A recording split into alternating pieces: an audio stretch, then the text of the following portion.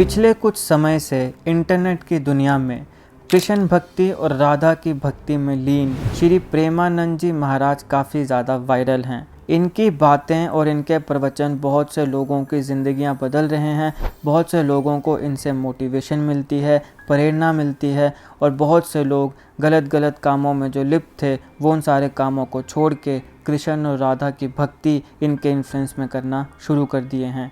ऐसे बहुत से किस्से और कहानियाँ हमें देखने को मिलती हैं जहाँ पे लोग बताते हैं कि जब से हम प्रेमानंद जी महाराज जी के इन्फ्लुएंस में आए हैं हमारा जीवन बदल गया है। अब जिस गुरु की वजह से इतने ज़्यादा लोगों की ज़िंदगी बदल रही है, आज हम आपको उनकी जीवनी बताएंगे। हम बताएंगे कि उनका असली नाम क्या है और उन्होंने अपने जीवन में कौन कौन से संघर्ष किए हैं। भक्ति में शक्ति है, ये तो आपने सुना ही होगा, लेकिन ये कहना गलत नहीं होगा कि कलयुग में इसका जीता जागता उदाहरण परम श्रद्धेय प्रेमानंद महाराज जी हैं। ये राधा रानी जी के परम भक्तों में से एक हैं। प्रेमानंद जी महाराज जी की भक्ति का ही असर है कि सालों से किडनी की समस्या से जूझने के बाद भी वह रोजाना अपने भक्तों और श्रद्धालुओं के लिए आश्रम चलकर आते हैं। प्रेमानंद जी महाराज का असली नाम सन्यासी राधा बल्लभी संत अनिरुद्ध कुमार पांडे है। इनका जन्म एक बहुत ही गरीब ब्राह्मण परिवार में हुआ था और उनका पूरा परिवार भगवान के प्रति समर्पित था। प्रेमानंद महाराज जी का जन्म स्थान सरलोल ब्लॉक आखिरी गांव कानपुर उत्तर प्रदेश में सन 1972 में हुआ था। प्रेमानंद जी महाराज के दादाजी भी सन्यासी थे। उनके घर में बहुत ही पवित्र और भगवान के प्रति समर्पित माहौल हमेशा से रहा। इसी माहौल में वो पले बड़े और उनके पिता श्री शंभू पांडे जी ने भी बाद के वर्षों में संन्यास स्वीकार कर लिया। उनकी पूजनीय माता श्री रमा देवी दुबे भी बहुत धार्मिक थी। वह सभी संतों का बहुत सम्मान किया करती थी। उनके माता पिता दोनों ही नियमित रूप से मंदिर और अन्य धार्मिक स्थलों में संत सेवा किया करते थे। बाबा जी के एक बड़े भाई भी हैं। घर में पवित्र माहौल ने प्रेमानंद जी के मन में आध्यात्मिक ज्योति को और बढ़ा दिया। उन्होंने बहुत ही कम आयु में पूजा पाठ करना शुरू कर दिया। बचपन में 5वीं क्लास में ही उन्होंने भगवद गीता पढ़ना शुरू कर दिया था। छोटी सी उम्र में ही महाराज जी जीवन के हर पहलुओं के बारे में सोचना शुरू कर दिए। ऐसा कहा जाता है कि एक बार महाराज जी के मन में सवाल आया कि क्या माता पिता का प्यार हमेशा बना रहता है। वह लगातार अपने जीवन में अध्यात्म की तलाश करते रहे। आखिरकार 9वीं कक्षा में प्रेमानंद महाराज जी ने आध्यात्मिक जीवन जीने और ईश्वर तक पहुंचने के मार्ग की खोज करने का फैसला कर लिया। वह इस नेक काम के लिए अपने परिवार से अलग होने के लिए तैयार हो गए।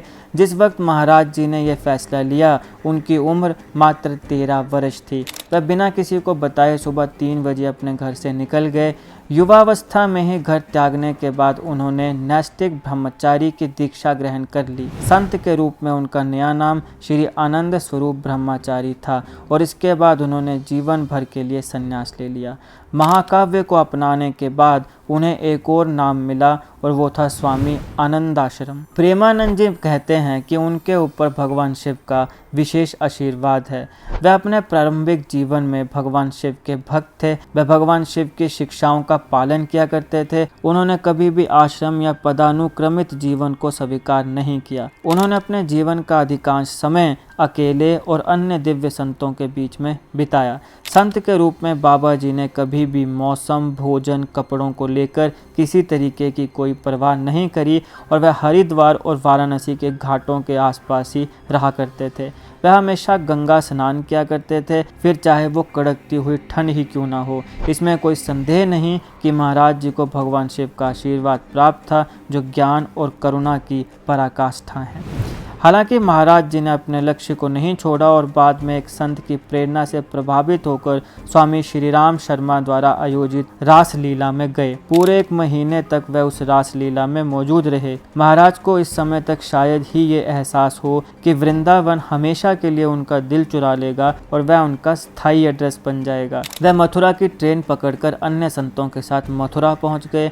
जब महाराज जी वृंदावन पहुंचे तो वह वहां किसी को नहीं जानते थे और श्री वृंदावन की सुंदर संस्कृति से बिल्कुल अनभिज्ञ थे। महाराज जी इसके बाद रोजाना वृंदावन की परिक्रमा किया करते थे और श्री बांके बिहारी के दर्शन करते थे। इस दौरान उनकी मुलाकात कई संतों से हुई। वहीं एक दिन एक महान संत से उन्हें सलाह मिली कि उन्हें राधा बल्लभ मंदिर जाना चाहिए। पूज्य श्री हित मोहित मराल गोस्वामी जी से प्रेमानंद जी ने दीक्षा के लिए संपर्क किया। इसके बाद महाराज जी अपने वर्तमान सद्गुरु देव पूज्य श्री हित गौरांगी शरण जी महाराज, जो सहचारी भाव के सबसे प्रसिद्ध और सम्मानित संतों में से एक थे, उनसे मिले।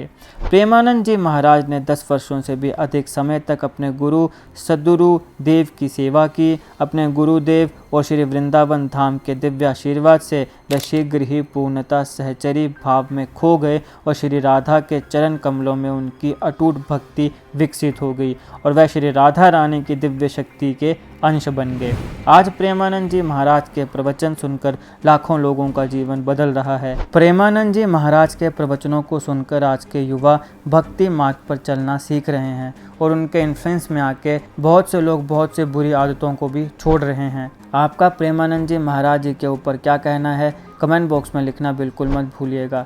और अगर आप भी प्रेमानंद जी महाराज जी के फ़ैन हैं या उनकी बातें आपको भी अच्छी लगती हैं तो कमेंट बॉक्स में श्री प्रेमानंद महाराज जी की जय और राधा रानी की जय करना बिल्कुल मत भूलिएगा। मेरी प्रार्थना है कि प्रेमानंद जी महाराज और राधा रानी जी की कृपा हम सारों के ऊपर बरसे। वीडियो अच्छी लगी हो तो लाइक शेयर सब्सक्राइब करिएगा। मिलते हैं ऐसी एक और मज़ेदार वीडियो के साथ, तब तक के लिए धन्यवाद।